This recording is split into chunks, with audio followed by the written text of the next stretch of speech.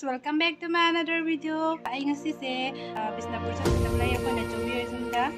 Bazar da ni Bishnupur ay se do ko na chobi lay mo da chat ka tablay thaba kamagi ay gi friend kama ka chato ini scooty da do hoje kai losan badil lo jare do ay manabi ngai le re honda ma kai ka chato ni khara thengre yamna ni sangroi video se sum khara te laga tumai na upanani ai thoge myam sum kamai aina chatpado sum katang hi hakko lage ko jamna di holaroi sum gari thongduni na khara nungai roi video sembado ai gi manabi ka su gari thoba hai ta na aina thongduni na bedi myam chala se ka ai gi scooty se ka le jare sengdok su sengdoe aina chuppe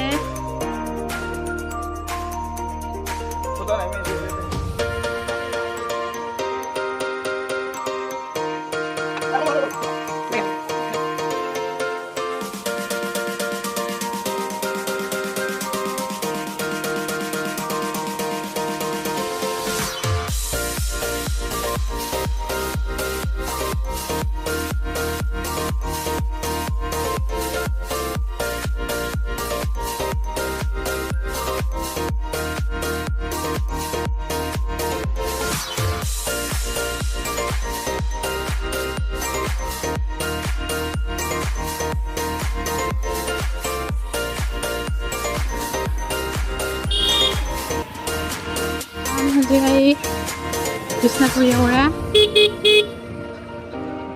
Saya akan coba lagi cangkam ni awang ronda. Nolam hana dia sudah lari bang. Ngang orang ada. Ajak tipra kra chance orang melambi ke sekarang me. Kaya orang yang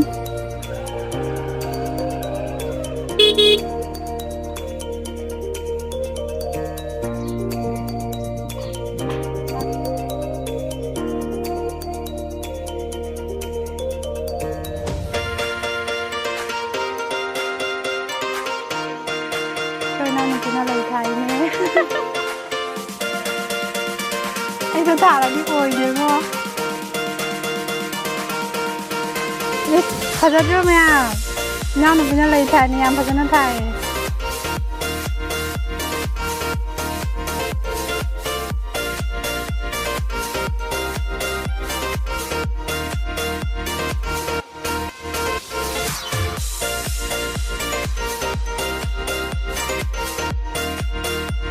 Magic mong kan na chuda na chatta yada ba kai no khang ya kam yan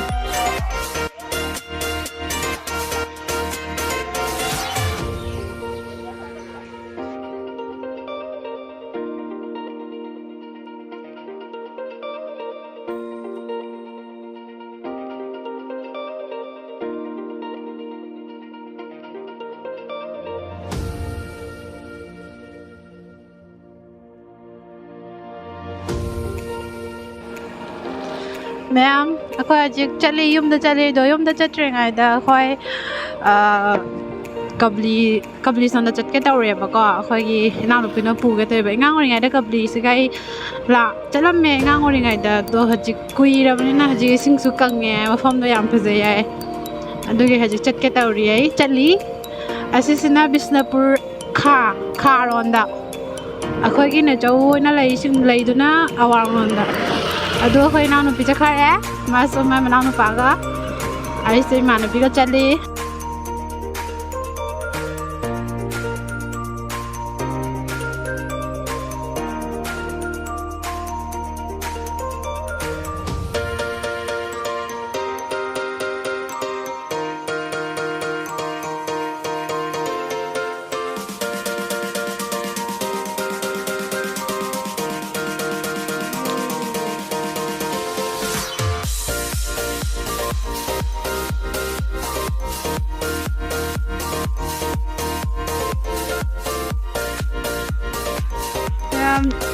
Isu lah aku muda bang. Mati yang mengapa ini? Sunset tercanggih orang muda. Lusa yang welcome yang. Hi drop.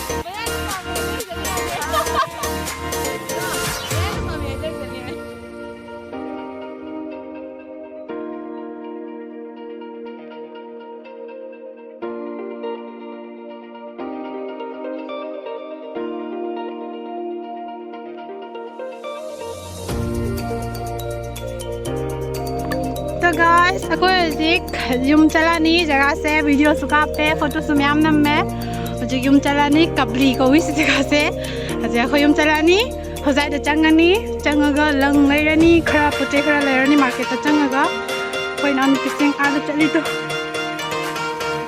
je aku ina jogi machan pani kom se am phaje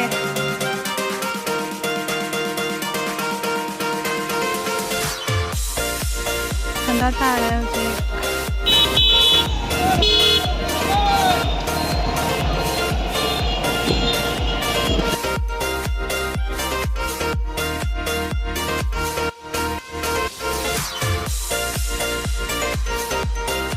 lang dukan da chang ya ha jigdu sanu gi pisa bagi lang lai bagi da ta re to myam ai chat ka di uchar ra ge do gi blog se side sum lo san jar ge do je ga i thau du ni san da su ta re theng e do ge blog se te makha sa thaba ngam roi adu ge side sum lo san jar ge thank you for watching bye bye milte hai next vlog mein